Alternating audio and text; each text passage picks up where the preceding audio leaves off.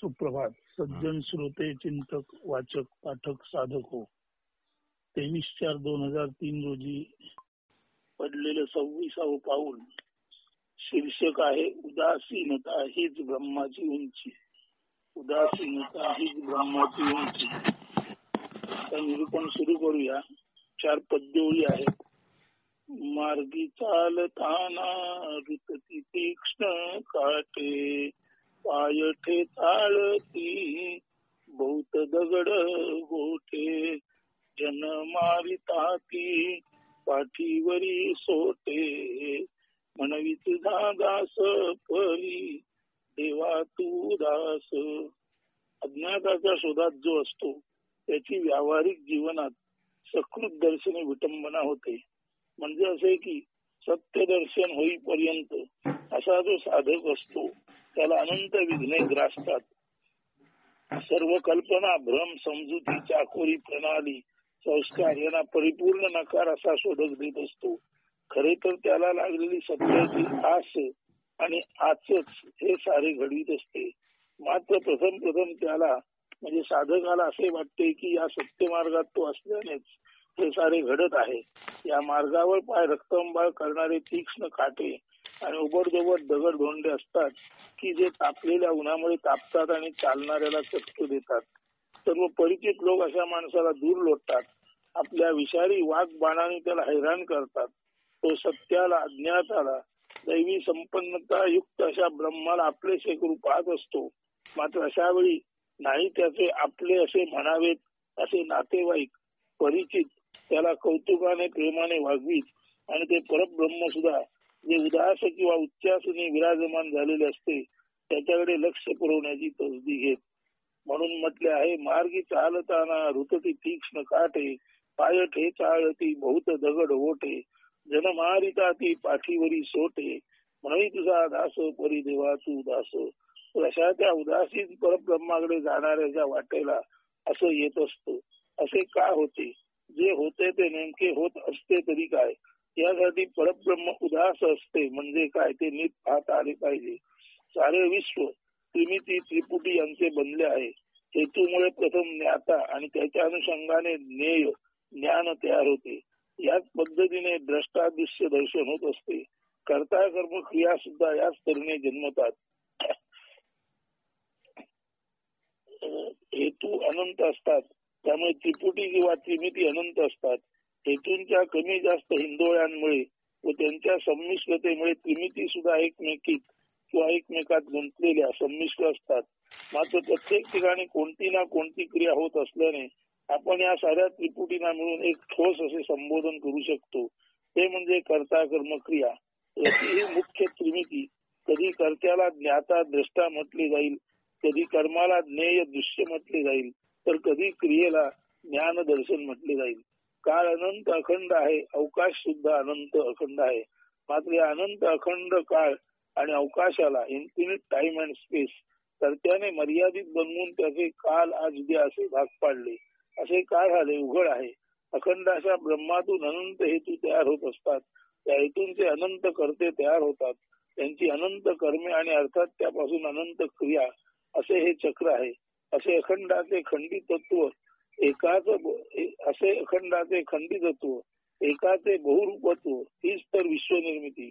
एकच ऊर्जा हेतुरूपी मनोद्रव्याधारे वस्तुमानात म्हणजे मास अँड मॅटर परिवर्तन करते. एकच ऊर्जा हेतुरूपी मनोद्रव्याधारे वस्तुमानात मास अँड मॅटर मध्ये परिवर्तन करते आणि विविध आकार किंवा शरीरे तयार होतात. आता त्या हेतुरूपी मनोद्रव्याचा प्रभाव अशा शरीरांवर व मानसिकतेवर म्हणजे त्या विशिष्ट शरीर धारणा करणाऱ्यावर पडते. असा तो करता जेथे जन्माला येतो तेथील प्रादेशिकता, परंपरा, संस्कार, रूढी, चाकोरी यात प्रथम मानसिक आणि नंतर शारीरिक दृष्ट्या बंदिस्त होतो, अडकतो. सारे आयुष्य या बंदिवासात राहतो आणि मृत्यू पावल्यावर आपल्या अपूर्ण इच्छा आकांक्षा पाठी ठेवून जातो. या पूर्ण इच्छा आकांक्षांची म्हणजे ज्या इच्छा आणि आकांक्षा पूर्ण झाल्या नाहीत अशा इच्छा आकांक्षाचं न वापरात आलेलं जे मनोद्रव्य असतं ते अंतरिक्षात शिल्लक राहतं आणि त्या मनोद्रव्यातून पुन्हा जन्म पुन्हा मृत्यू असे सातत्याने चालू असते. जन्ममुक्तीचे चक्र असेच चालते. ज्या ज्या मनोद्रव्याने जो जो देह बनला तो तो तसा तसा प्रभावित होऊन आणि त्यानुसार गुण धारण करून जन्माला येतो. पुन्हा चाकोरी तुरुंग आणि तुरुंगातच मरण. आता नवीन जन्माची साठवण मनोद्रव्यात बदल वाढ घट किंवा वेगळे मिश्रण असे सतत चालतच असते. मृत्यूनंतर शिल्लक मनोद्रव्य ऊर्जेत जाते आणि देह नष्ट होऊन जातो. मात्र जो खराखुरा स्वतंत्र मुक्त असतो त्याचे मनोद्रव्य म्हणजे शुद्ध ऊर्जा असते. त्याच्या मृत्यूनंतर शुद्ध ऊर्जा एकूण शुद्ध ऊर्जेत मिळून जाते. म्हणजे मुक्ताची स्थिती कायम मुक्तच असते. त्याच्या शरीर त्यागानंतर शुद्ध ऊर्जा विशुद्ध किंवा न मन अमन मनोद्रव्य शुद्ध त्याच्या शरीर त्यागानंतर शुद्ध ऊर्जा म्हणजे विशुद्ध किंवा नमन अमन मनोद्रव्य बाहेरील शुद्ध ऊर्जेला मिळून अद्वैतात अद्वैत प्रकाश म्हणून लुप्त होते. जे मुक्त नसतात त्यांचे मनोद्रव्य शुद्ध ऊर्जेत एकरूप होऊ शकत नाही. ते एकूण ऊर्जेत वरच्या स्तरावर पृष्ठभागावर पसरते. पाण्यावर तेलाचा तवंग पसरावा त्या पद्धतीने शुद्ध ऊर्जेवर या अशुद्ध मनोद्रव्याचा म्हणजे अशा अपेक्षा इच्छा याचना पाठी ठेवून जातो. त्याचे मनोद्रव्य किंवा मनाचा आशय एक थर पसरलेला असतो. तो प्रदूषित रसायनासारखा शुद्ध ऊर्जेवरील अशुद्ध तवंग असतो. विशुद्ध ऊर्जा म्हणजे विशेषत्वाने शुद्ध निर्भेळ ऊर्जा आणि अशुद्ध ऊर्जा म्हणजे मनोद्रव्य पाठी ठेवून देहत्याग झालेल्यांचे किंवा मृत्यू पावलेल्यांचे आशा आकांक्षाने युक्त असे मनोद्रव्य. जे मनोद्रव्य निरंतर हेतूना जन्म देऊन त्रिगुणात्मक सृष्टी व्यापार चालू ठेवते. अशा व्यापारात षड्विकारग्रस्त सर्व व्यवहार द्वैत संघर्ष हिंसा मृत्यू आणि पुन्हा उत्पत्ती स्थिती लय आदी सारे चालू असते. ते मनोद्रव्य विशुद्ध ऊर्जेत किंवा चेतनेत मिसळून तिच्या वरच्या स्तरावर काही काळ फिरत असते आणि पुन्हा जन्म मृत्यू चक्राकार जाई करत असते. त्याखाली मूलाधार रूपात असते ती निर्भेळ शुद्ध चेतना. चैतन्य ही चेतना शुद्ध चेतना किंवा चैतन्य. ती चेतना चैतन्य म्हणजे एखाद्या अंगरसासारखी असते. अंगातून बाहेर पडणारा रस स्राव म्हणजे अंगरस. जसा ताऱ्याचा प्रकाश हा ताऱ्याचा अंगरस आहे त्याच तऱ्हेने विशुद्ध ऊर्जा चेतना ही सुद्धा अंगरस आहे. कसला अंगरस आहे ही ऊर्जा? हा अंगरस आहे ब्रह्माचा शून्याचा. येथे केवळ नितांत परमशांती आहे. ध्यान द्या, एक परमपावन शून्य आहे ज्यामध्ये सर्व आकार व सर्व गुण एकरूप झाल्याने ते शून्य निर्गुण निराकार आहे आणि त्या निर्गुण निराकारातून त्याचा अंगरस बाहेर पडत आहे. हा अंगरस म्हणजे विशुद्ध चेतना किंवा ऊर्जा. त्या विशुद्ध चेतनेचा स्पर्श दाहक नसतो. हा स्पर्श अतीव शांत शीतल संजीवक असतो. हा स्पर्श एकाच वेळी शांत उबदार असतो. संत साधू यांच्या देहत्यागानंतर त्या विशुद्ध ऊर्जेत मावळतात.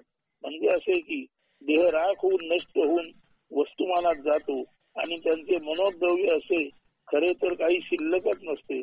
संतांचे मन न मन किंवा अमन असल्याने तेथे विशुद्ध चेतना किंवा ऊर्जा प्रकाशत असते. ती विशुद्ध चेतना ऊर्जा अनंत अशा पूर्ण विशुद्ध चेतनेत ऊर्जेत एकरस होऊन जाते. ती ब्रह्माचा अंगरसच चैतन्य म्हणून उरते. सारांश मनोद्रव्य रूपी अशुद्ध चेतना ती गुणात जन्म मृत्यूद्वारे फिरत असते आणि मूळ विशुद्ध चेतना ब्रह्मरस असते. जी मध्ये साधू संतांचे निशेष मन किंवा न मन अमन विलय पाहून ते ब्रह्माचा अंगरसच म्हणून शुद्ध चेतना किंवा प्रकाश रूपे उरते. खरे तर देहात असतानाही हा अमनी साधू शुद्ध चेतना किंवा ब्रह्मरसच असतो. मात्र अशा वेळी ही चेतना संत साधू यांच्या देहात धारे प्रकाशित असते.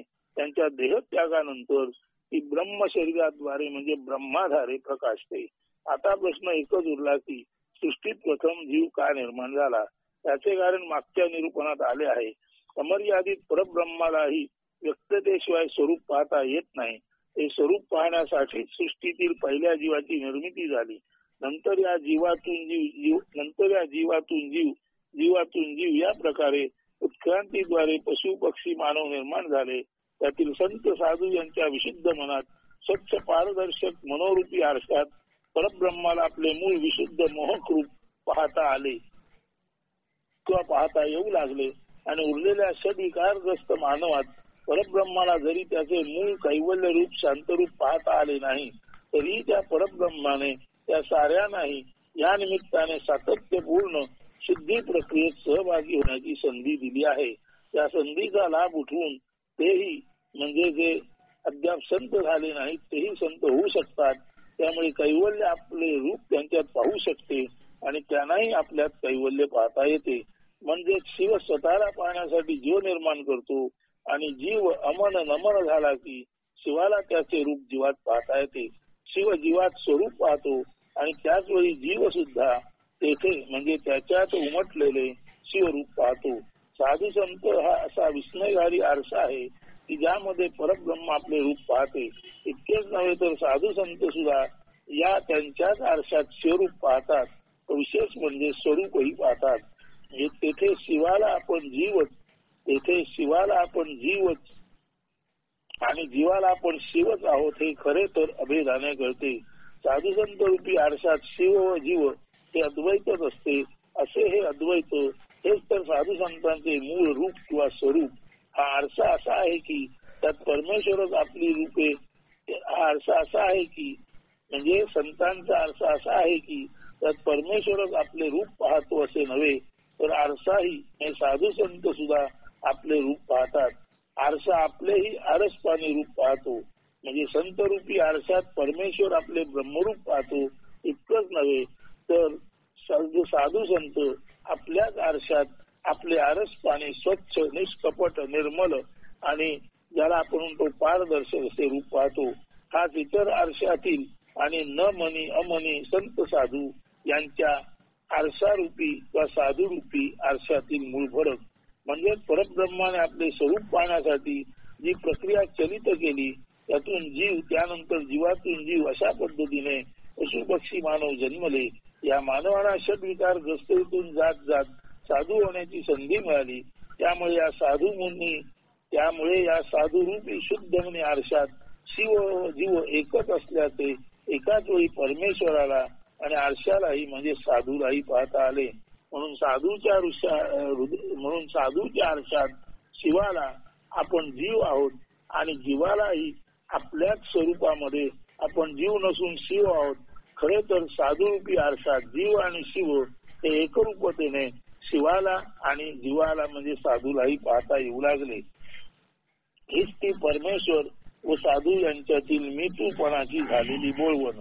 हाच तर परमेश्वराचा मूळ हेतू किंवा परब्रह्माचा विश्वनिर्मितीतील हेतू. या अर्थी life is a continuous process of improvement. म्हणजे जीवन ही निरंतर शुद्धी प्रक्रिया आहे. याकडे आपले ध्यान गेले पाहिजे. परिपूर्ण शुद्धी म्हणजे प्रत्येक मीला आपल्यातील अनंतत्वाचे दर्शन होणे, अद्वैताचे निस्तब्ध शांततेचे दर्शन होणे आणि त्यामुळे या मीचे अनंत अफाट विराट शांतीत लय पावणे. असे लय पावणे म्हणजे मौनच, ज्ञानाचा अंतच. यालाच म्हणतात वेदांत. म्हणजे विद म्हणजे जाणीवेचा अंत. अशा वेदांतात असणार तरी काय परब्रह्माचा परम पुनित मंगल कल्याण तुझा आशीर्वाद परमशांतीच ना. परमशांती ही उदासीन असणारच. उदासीन म्हणजे उच्च आसनी असणे, उंचावर असणे. साऱ्या षड्विकारातून त्रिगुणातून वर उठल्यावरच तर परमशांती प्राप्त होते. परमशांती हा ब्रह्माचा अंगरस आहे. त्याची तळमळ ज्याला लागली अशा कुणालाही ती परमशांती प्राप्त होऊ शकते. ज्याला परमशांती हवी त्याच्यासाठी सुख दुःख भौतिक प्राप्ती अप्राप्ती ही चर्चा निष्फळच नाही का. म्हणूनच ते ब्रह्मच आपल्या आशीर्वादाने त्याच्याकडे येऊ पाहणाऱ्या साधकाला अनुकूलता निर्माण करते. ब्रह्मप्राप्तीसाठी अनुकूलता ती कोणती. सारे ज्ञात सुख दुःख भौतिक अभौतिक ज्ञान विज्ञान अज्ञान एवंच एकूणात सर्वांच्या पार पलीकडे आणि वर जाणे हीच ती ब्रह्मप्राप्तीसाठीची अनुकूलता. ही अनुकूलता ज्याला लाभली त्याला भौतिक प्रतिकूलतेला तोंड द्यावे लागणारच. भौतिक प्रतिकूलताच तर ब्रह्मप्राप्तीकडे वेगाने नेऊ शकते. साऱ्या ज्ञाताच्या पलीकडे आणि वर बियॉन्ड अँड अबाव जर ब्रह्म आहे तर सारे ज्ञात टाकताना भौतिक सुखाचा त्याग होणे हे अपरिहार्यच नाही का. भौतिक सुखाला चटावलेल्याला अशा सुखाच्या त्यागात किंवा अप्राप्तीत प्रथम दुःख यातना वेदना मानसिक लागणी यांना तोंड द्यावे लागणार. यात आश्चर्य ते काय. जो देवाचा दास म्हणतो, रामाचा दास म्हणतो, त्याला देव राम भेटताना आपले पूर्वीचे कामनांच्या अधीन असणे वासना इच्छांच्या अधीन असणे टाकावे लागणारच. राम पाहिजे तर काम टाकणे, वासना इच्छा व तज्जन्य सुखोपभोग त्यांचा त्याग करणे आलेच आले. काम टाकताना आणि राम मिळवताना दुःख यातना मार्गात पसरलेले काटे दगड धोंडे चटके हल्ले वेदना रक्तंबाळ होणे सर्व आलेच आले. ते नको म्हणावे तर राम भेटणार कसा, परब्रह्म भेटणार कसे. म्हणजे रामदास म्हणणाऱ्याला रामप्राप्तीसाठी काम त्याग करावा लागणार. त्यामुळे उद्भवणाऱ्या यातनांना तोंड द्यावे लागणार. राम हवा तर काम टाका, काम हवा तर राम मिळणे अशक्य, ज्ञात हवे तर अज्ञात मिळणे अशक्य, अज्ञात हवे तर ज्ञात टाकणे आलेच आले. भौतिक सुखाचा त्याग आलाच आला. बरे ब्रह्म उदास आहे, यात विशेषते काय. विस्तीर्ण वटवृक्षाखाली निरव निस्तब्ध परमशांती असते. ती शांती मिळवण्यासाठी वटवृक्ष थोडीच आपली जागा सोडून तुमच्या आमच्याकडे येतो. आपणालाच लहानशान भौतिक सुखोपभोगांची काटेरी झाडे झुडपे टाकून वटवृक्षाखाली जावे लागते ना. तसेच आहे परब्रह्माची परमशांती मिळवण्यासाठी कैवल्य प्राप्तीसाठी आपणालाच आपले सारे ज्ञात टाकून त्या अज्ञाताकडे झेप घ्यावी लागणार. अज्ञात जे जसे आहे व जेथे आहे तेथे आणि तसेच राहणार. त्याने आपले औदासीन्य आपली उंची टाकली तर ते अज्ञात राहणारच नाही. या दृष्टीने जे कृष्णमूर्तींचं एक वचन आहे ते समजून घेऊया आणि आजचं निरूपण संपूया. जे कृष्णमूर्ती म्हणतात, ground doesn't need you, if you need the ground you must approach it. इथे ग्राउंड याचा अर्थ द दॅट किंवा परब्रह्म असा आहे. परब्रह्माला तुमची आमची गरज नाही, मात्र आपणाला परब्रह्म हवं असेल तर आपणाला परब्रह्माकडे जावं लागेल. जसं भरपूर चालत दमल्यानंतर एखाद्या खाटीच्या किंवा डोंगराच्या उच्च जागी असलेला वड बघतो आपण आणि वडाच्या झाडाखाली जाऊन परम शांत होतो. आपण आपलं देहभान विसरतो आणि जणू काही परब्रह्म प्राप्ती झाल्यासारखं त्या वडाच्या शांततेमध्ये आपणाला वाटतं, आपल्या मनाचं मन होतं. परंतु हे मिळण्यासाठी वड काही आपली जागा सोडून येऊ शकत नाही, आपणालाच वडाच्या सान्निध्यात जावे लागते. तसेच परब्रह्माची शांती मिळवण्यासाठी, मनाचे अमन होण्यासाठी आणि द दॅट मध्ये आपण आपला विलय होण्यासाठी त्या द दॅट रूपी त्या परमशांत अशा वटवृक्ष रूपी परब्रह्माकडे आपणालाच जावी लागेल. थोडाच वटवृक्ष आपली जागा सोडून तुमच्या आमच्या पाठी येणार आणि सावली धरणार असं तर होऊ शकत नाही ना. म्हणून ज्याला सावली पाहिजे त्याने सावलीकडे गेलं पाहिजे, ज्याला शांती पाहिजे त्याने शांतीकडे गेलं पाहिजे आणि ज्याला परब्रह्म प्राप्ती हवी, ज्याला ज्ञात पाहिजे त्याने ज्ञात टाकले पाहिजे. म्हणून फ्रीडम फ्रॉम द नोन म्हणताना कृष्णमूर्ती हेच सांगतात की तुम्हाला अननोन पाहिजे असेल तर नोन टाकले पाहिजे. अननोन हेच ते परब्रह्म आहे आणि त्या परब्रह्माला तुमची आमची गरज नाही, परंतु आपणाला परब्रह्माची गरज असेल तर आपणाला तिकडे जावे लागेल. म्हणूनच पुन्हा एकदा लक्षात घ्या, ground does not need you, if you need the ground you must approach it. म्हणजे परब्रह्माला आपली गरज नाही, मात्र आपणाला परब्रह्म हवे असेल नव्हे, आपणाला परब्रह्मामध्ये लीन व्हावे असे वाटत असेल तर परब्रह्माकडे आपणाला जावे लागेल. ज्ञात टाकून अज्ञाताकडे जावे लागेल आणि ज्ञात टाकताना ज्या काही भौतिक दुःखाची आपणाला जाणीव होईल त्यालाच आपण म्हटलेलं आहे की अज्ञाताकडे जाताना परब्रह्माकडे जाताना वाटेत येणारे दगड धोंडे काटे कुटे पाय रक्ताळणे त्यानंतर श्रम होणे असे त्याला म्हटले आहे. सारांश परब्रह्माकडे जाताना भौतिक सुखाचा त्याग आवश्यकच आहे आणि तो सुखाचा त्याग करताना वेदना होणारे स्वाभाविकच आहे. परंतु वेदना झाल्याशिवाय शांतीची स्पष्ट जाणीव येत नाही. म्हणून भौतिक सुख टाकून ज्ञाताचा ऱ्हास करून आपण जेव्हा ज्ञातात प्रवेश करतो तेव्हा तिथे ती निर्मळ परम पावन कैवल्याची शांती मिळते हे सांगून आजचे निरूपण संपवतो. असतो.